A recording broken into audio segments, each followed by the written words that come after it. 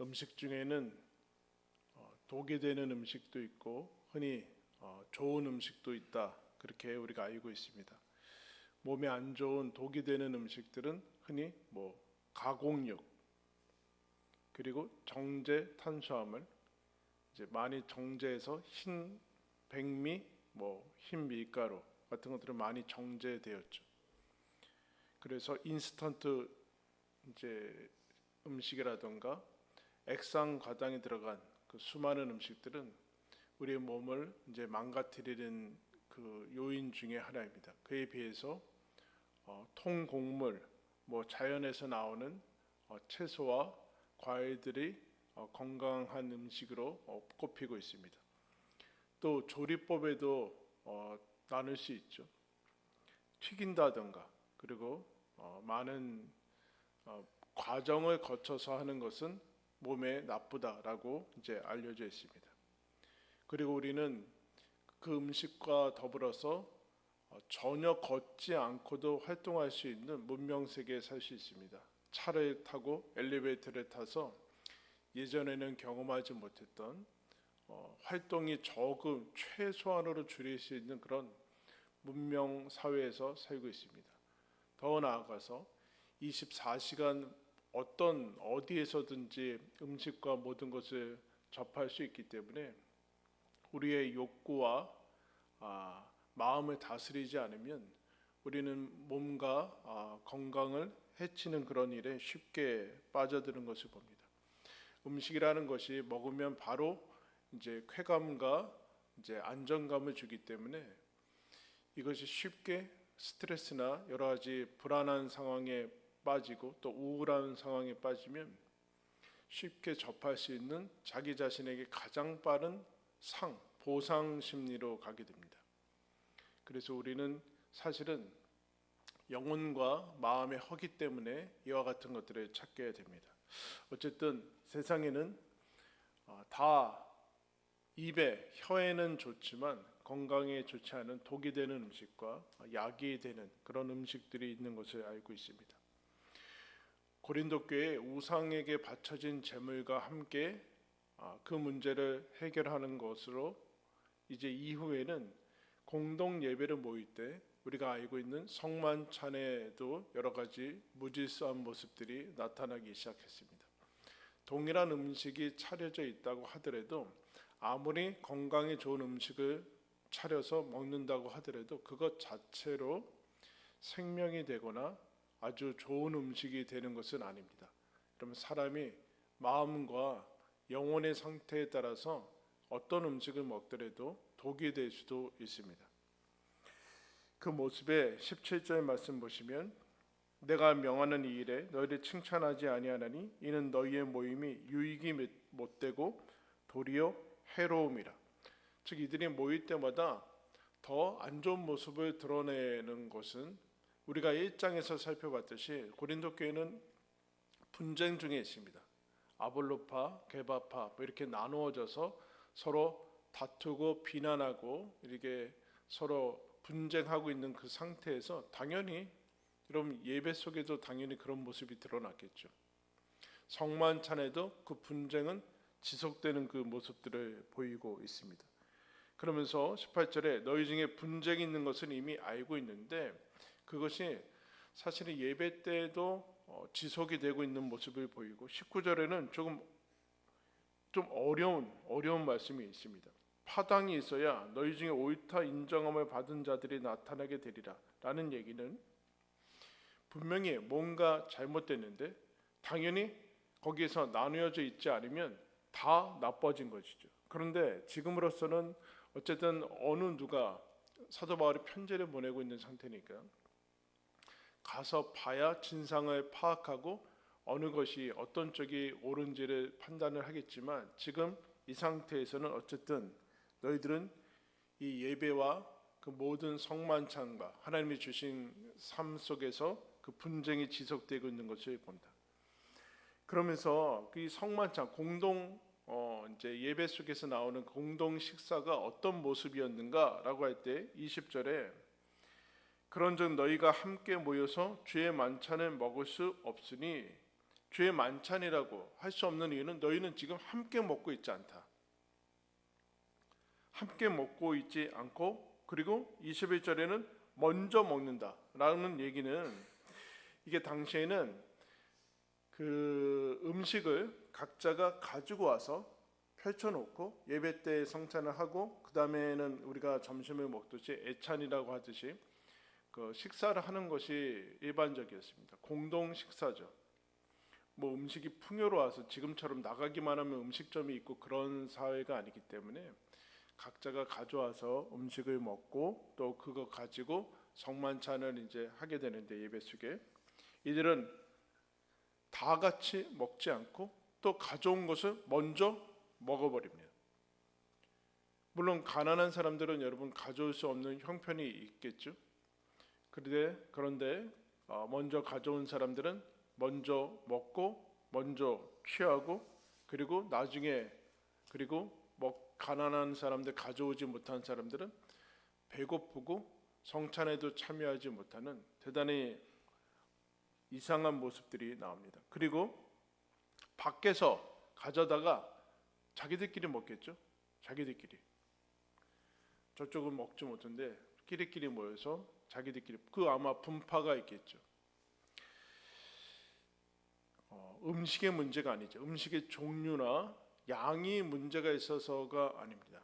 어떤 사람들은 흥청망청 이렇게 취할 정도로 이제 예배 속에 나왔으니까 대단히 심각한 문제가 나왔습니다. 음식의 문제가 아니라는 겁니다. 제가 예전에 그 이제 해외에 갔을 때 그 숙소에서 아침을 주지 않습니까? 아침을 주는데 이 정도 룸이 몇 개가 있었어요. 근데 저희는 이제 저희 팀은 이쪽에 가서 먹으러 와서 먹고 있는데 어떤 사람이 저 옆에 방 갔다 왔나 봐요. 근데 그쪽은 음식이 다르네요. 그래서 뭐 그 사람이 이제 가서 왜 우리 동양인을 차별하냐? 음식의 문제가 아니죠. 진짜 음식이 다르더라고요. 음식이 다르고 아마 무슨 동양인을 차별한 건지 아니면 어떤 것인지, 이게 음식의 차이가 아니라 단순히 사람에 대한 그 태도의 문제가 나온 것을 봅니다. 그런데 이들이 왜 이렇게 하는가? 가난한 사람들을 무시하고 모욕하고 이미 이것으로 그들에게 우위를 가지려고 하는 모습들이 나옵니다. 그런데 음식을 먹으면서 비난하고 경멸하고 무시하고 그 이제 상하고 악한 감정으로 먹으니까 음식이 독이 되겠죠, 여러분. 여러분 절대로 음식은 이 몸의 문제가 아닙니다. 몸만의 문제가 아니라 아무리 좋은 음식을 먹어도 여러분 다 탈이 나게 되어 있습니다. 그것을 바울이 22절에 이렇게 진단을 합니다. 너희가 먹고 마실 집이 없느냐? 너희가 하나님의 교회를 업신여기고 빈궁한 자들을 부끄럽게 하느냐? 내가 너희에게 무슨 말을 하랴? 너희를 칭찬하랴? 이것으로 칭찬하지 아니하노라. 밥 먹으려고 뭐 했느냐? 밥 먹으려면 집에서 먹으면 되는 거 아니냐? 술 취하려고 뭐 했느냐? 집에서 먹으면 되는 것 아니냐? 지금 굳이 여기 와서 그러는 이유가 뭐냐? 그래서 심각하게 아주 강하게 얘기합니다. 너희는 하나님의 교회를 업신 여기는 것이다. 옳다고 여러분 분쟁하겠죠? 그러나 하나님의 교회를 업신 여기는 것이고, 하나님이 지으신 너희 형제, 가난한 형제를 역시 모욕하는 것이다 라고 얘기를 합니다. 그러면서 여기서 우리가 성찬식 할 때마다 나오는 고린도전서 23장부터 나오는 21장 23절부터 나오는 성만찬은 주님께서 제정해 주시는, 이것을 행하라고 하시는 그 본문이 나옵니다. 왜 나왔습니까? 그러면서 그 성만찬 제정할 때 주님께서 두 번에 걸쳐서 이렇게 반복하십니다. 너희는 이것을 행하여 나를 뭐라 그래? 기념하라. 무슨 뜻일까요? 고린도 교회에 왜 이런 무질서하고 어처구니 없는 일이 일어나는가? 이들은 식사와 예배 속에 성찬을 대하고 그리고 예배 후에 식사를 하면서 이 식사를 그리스도와 연결하지 않는다는 것. 즉 망각 속에 있습니다. 기억을 하지 않아요. 주님을 기념이라는 것은 기억 아닙니까? 주님을 기억하지 않고 떠오르지 않아요. 이 밥을 먹으면 성찬을 여러분 기적 아닙니까? 성찬과 예배에 참여하면서 예수를 떠올리지 않아요. 그러자 어떻게 되는가? 이들은 망각 속에서 식사를 하게 되죠. 그러자 이 사람들은 수많은 하나님의 교회를 업신여길 뿐만 아니라 예배를 드리면서 사실은 죄를 저지르는 거죠. 예배 속에서 가장 심각한 죄를 저지르고 있어요. 예배 드리는 게 문제가 아니라니까요. 지금 그와 같은 모습으로 나오는 것을 봅니다. 이들의 식사는 망각하는 식사이기 때문에 아무리 많이 먹어도 죽음으로 향할 수밖에 없습니다. 그러면서 이것을 어떻게 회복을 하는가라고 할 때 성찬의 의미를 다시 이제 얘기를 하죠. 무엇을 기억해야 되는가? 너희들은 무엇을 다시 회복해야 되는가라고 할 때 바울이 이 성만찬은 주님께 받은 것이다. 즉 주님께서 주신 것이다. 뭘 주셨는가? 너희들이 기억해야 되는 것은 무엇인가? 한번 따라하겠습니다. 내어주심. 23절에 내가 너희에게 전한 것은 주께 받은 것이니 곧 주 예수께서 잡히시던 밤에 떡을 가지사. 여러분 시점이 언제예요? 잡히시던 밤이죠. 이 성찬이 딱 상징적으로 만들어진 것이 십자가 지기 바로 전입니다. 즉 무슨 뜻이에요? 제자들이 배반하기 시작할 때 그때 딱 떡 받고 가룟 유다가 나가거든요.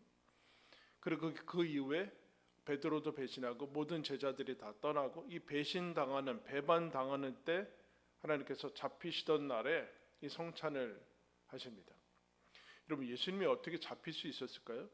하나님의 아들이고 천군 천사를 사단급으로 부를 수 있는 그런 분이었습니다. 예수님이 내가 지금이라도 얘기하면 사단급으로 부를 수 있다. 근데 그렇게 잡혀가실 수 있었던 이유는 기꺼이 그들에게 내어주셨기 때문에 그렇습니다. 내어주시기. 언제? 배반당하는 것을 알고서 내어줘. 억지로 잡혀가는 것이 아니다라는. 그러면서 그 다음에 24절에 떡을 가지사 24절에 축사하시고 떼어 이르셨다. 그리고 떼어 주셨다. 떼어 주심은 오병이어에서도 나오는데 오병이어 생각해 보면은 다 이미 앉으라고 그래라. 그런 다음에 짠한 다음에 바로 그냥 그 앞에 나타나면 얼마나 더 극적입니까? 그런데 그렇지 않고 떡을 떼어서 주십니다. 무슨 뜻일까요? 희생을 얘기합니다. 희생. 몸이 찢어지는 희생. 그래서 한낱 장기 하나를 떼어준 게 아니라 장기 하나 떼어줘도 여러분 그건 기적이죠. 그게 아니라 예수님이 전부를 존재 자체를 전체를 떼어서 우리들한테 주십니다. 그런데 희생과 함께 여기에는 분명히 너희들이 한 몸이라는 상징이 있어요. 한 몸. 예수님의 떡덩이가 하나인데 거기에서 떼어낸 것으로 너희들이 한 몸이다. 예수와 한 몸일 뿐만 아니라 이것을 먹는 사람들은 한 몸이다. 하나님께서 예수 그리스도를 내어주시고 그리고 예수님은 그 몸을 떼어주시고 그 다음에 24절에 너희를 위하는 이것은 너희를 위하는 내 몸이니 이렇게 얘기하고 있어요. 내어주시고 떼어주시고 너희를 위해서 주신다. 위해 주시는 분이. 이런 하나님께서 우리를 위하는 분입니다. 여기에서 걸리면은 신앙생활이 어려워요. 하나님이 나를 대적하고 나의 적이고 나를 무섭게 하고 맨날 나를 힘들게 하고 감시하는 분이고 그런 분이 아니라 너희를 위해서 주는 내 몸이다. 하나님이 나를 위하시는 분이다. 세상에 나를 위하는 사람은 없어. 하나님이 계십니다. 이걸 기억해야 돼. 고린도 교회가 이거를 잃어버렸어요. 내어주시고 떼어주시고 위해 주시고 그 다음에 4절 세워주시는 모습이 나옵니다. 25절에 식후에 또한 그와 같이 잔을 가지시고 이르시되 이 잔은 내 피로 세운 새 언약이니 이것을 행하여 마실 때마다 나를 기념하라. 피로 세운 언약이 무슨 뜻일까요? 생명이 부어졌다는 거죠. 생명을 걸었다는 거. 생명을 말로만 건 게 아니라 실제로 생명이 부어져서 이 언약이라는 것이 뭐예요, 여러분? 언약? 묶인 거잖아요. 묶인 거. 계약이나 이런 것은 서로 상대방과 내가 묶인 거거든요. 이 묶인 게 내가 죽음으로써 확증했다. 변경되지 않고 취소되지 않는다. 그 얘기를 하는 거야. 왜 새 언약이라고 하는가? 율법에 따라서 지키면 되고 안 되면 떨어지고 하는 것이 아니라 내가 죽음으로써 이 언약을 완전히 너와 내가 묶었다. 영원히 끊을 수 없다. 라는 이 선언이죠. 그리고 여러분 로마서 8장에 종합적으로 나오죠. 우리 한번 찾을까요? 로마서 바로 앞쪽에, 고린도전서 앞쪽에 로마서 8장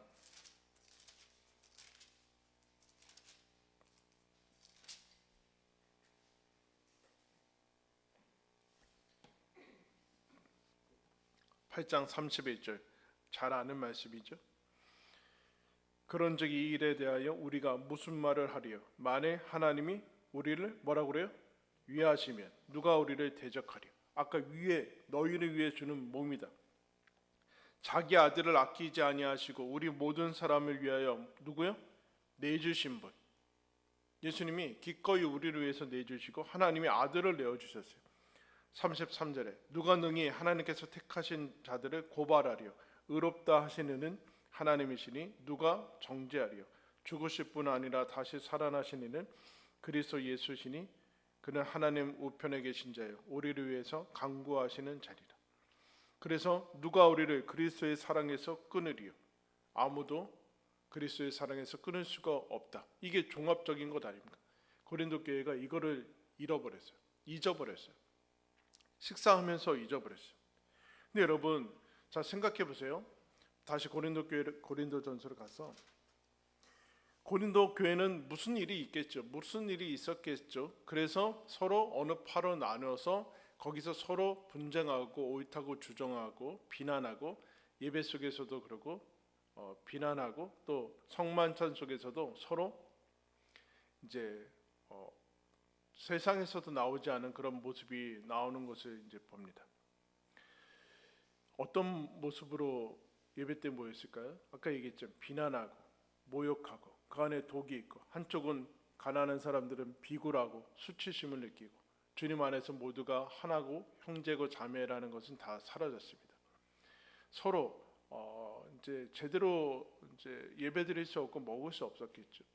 근데 예수님이 잡히셨던 날 밤 제자들은 배반할 것을 알았습니다. 가룟 유다도 예수님께서 예수님을 팔아 넘길 것을 아셨습니다. 여러분 동고동락하고 같이 산 형제 아니겠습니까? 다른 사람은 몰라도 이 사람들은 그렇지 않아야 되는데 그때 여러분 밥 먹고 싶겠습니까? 밥을 먹고 싶겠어요?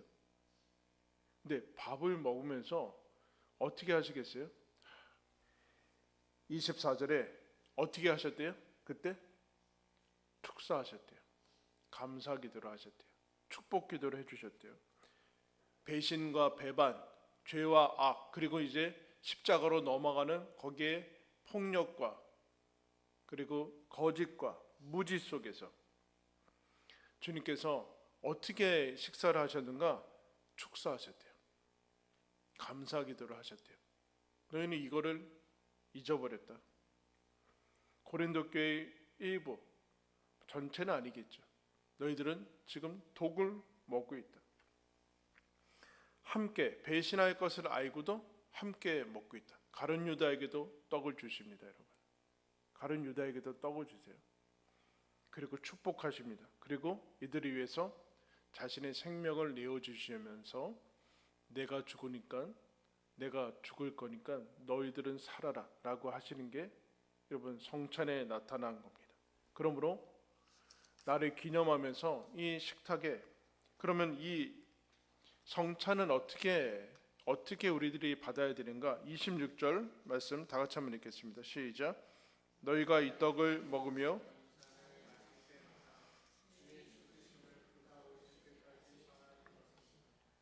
여러분 그 기억의 장치들이 있죠.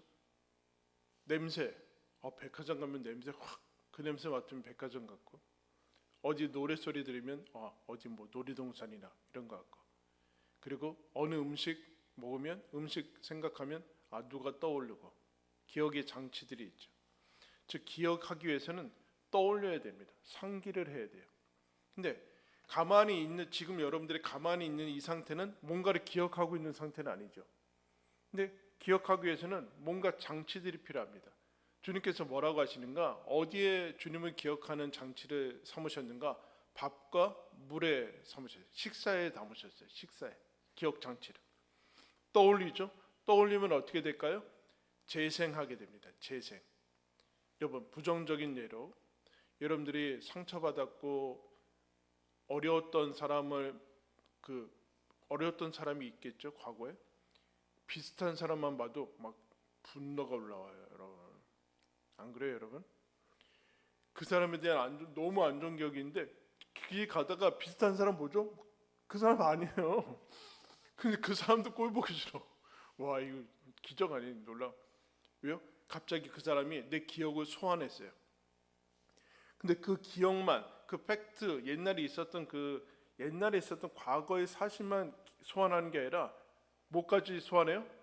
감정, 해결되지 않는 상한 감정, 정서 이런 것들이 그대로 올라옵니다. 이거 상처라고 하죠, 여러분. 그래서 뭐 내적 치유나 뭐 이제 그런 것들은 다 그쪽 그 기억에 대해 그 기억과 붙어 있는 정서와 감정들을 떨어뜨리는 겁니다. 근데 그 장치들 통해서 재생하죠. 재생해서 다시 이미 그것은 끝났지만 여기서 재현을 해요. 재현해서 어떻게 하는가? 과거가 아니라 현재화시키는 거죠. 여러분 예수님이 살아계시죠? 근데 그 성찬과 끝나고 나서 같이 공동 식사를 하면서 우리는 지금 예수님이 살아계시다라는 것을 그때 다락방에서 제자들과 함께 그 주셨던 그 사랑, 우리들을 위한 희생, 용서, 은혜 그것을 지금 현재화시켜서 재생하는 거예요. 그러려면 어떻게 됩니까? 기억해야 돼요. 그 사건이 다시 일어나기 위해서는 그 사건 속에서 벌어졌던 그 의미를 가져야 돼요. 의미란 실제의 내면화된 거예요. 실제가 내면화된 거. 벌어지는 사건이 아니라 음식을 먹은 다음에 여러분 먹어야지 먹어서 양분이 우리 몸 전체로 퍼지듯이 사건은 의미화돼서 기억돼야 돼요. 근데 여러분 기억의 속성은 뭐예요? 반복이죠. 반복해서 재생해야 돼요. 어제 것으로는 안 돼요. 어제의 밥으로는 오늘을 살 수 없어요. 어제의 공기가 오늘의 공기는 아니에요. 호흡은 언제나 지금이고, 즉 예수님을 기억한다는 것은 과거의 뭐를 추모한다는 것이 아니라 지금 살아계신 예수님을 지금 현재화해서 기억해서 내 안에 의미로 실제로 살아나게 하는 것이 그게 믿음이죠. 언제 뭐라고 그래요? 주님 다시 오실 때까지. 이런 얘기입니다. 하나님께서 가장 강력한 우리가 끊임없이 이 땅을 떠날 때까지 계속 마주해야 되는 식사 속에 예수 그리스도의 그 십자가의 은혜를 새겨 놓으셨습니다. 고린도 교회 초대교회의 모든 성찬은 다 공동 식사죠. 이런 얘기죠. 너희들이 삶이 다할 때까지 내가 너희와 함께 밥을 먹을 것이다. 밥을 공급할 것이고 생명을 공급할 것이다. 그러나 이것으로 산다고 생각하면 안 되고 너희들은 이 밥을 먹을 때마다 주의 은혜로 살아가고 있는 것을 알아야 된다. 기억해야 된다. 주님의 사랑으로 내가 살고 있구나. 주님으로 인해서 사는 삶이구나. 그리고 옆에 같이 먹는 사람들이 주께서 묶어주신 한 형제구나, 자매구나 라는 것을 기억해야 된다. 그것이 생명의 식사다라고 얘기합니다. 여러분이 이 세상 떠날 때까지 밥을 드실 겁니다. 그 밥 먹을 때마다 주님께서 나에게 오늘도 생명을 주시고 나를 사랑으로 은혜로 인도하고 계시는구나 라는 것을 기억하면서 살아가시기를 축원합니다. 기도하겠습니다. 하나님 아버지, 우리에게 주님께서 매일의 양식과 물과 생명을 주십니다. 주님, 그것을 매번 만날 때마다 그리고 우리가 함께 모여 예배드리고 함께 식사를 나눌 때마다 우리가 주의 은혜로 주의 피와 몸과 언약으로 살아가는 사람인 것을 기억하게 해주십시오. 하나님, 하나님의 그 내어주시는 은혜, 자기를 아끼지 아니하시고 우리를 사랑하시는 그 사랑이 여전히 언제나 지금 여기에 영원히 함께한다라는 것을 기억하는 인생이 되게 해주십시오. 그로 말미암아 하나님이 나와 함께 식사하시다가 영원한 천국에서 영생을 누리게 되는 것을 알고 우리가 그 부르심으로 함께 부름을 받은 하나님 안에 한 식구인 것을 늘 기억하게 하여 주옵소서. 예수 그리스도의 이름으로 기도드리옵나이다. 아멘.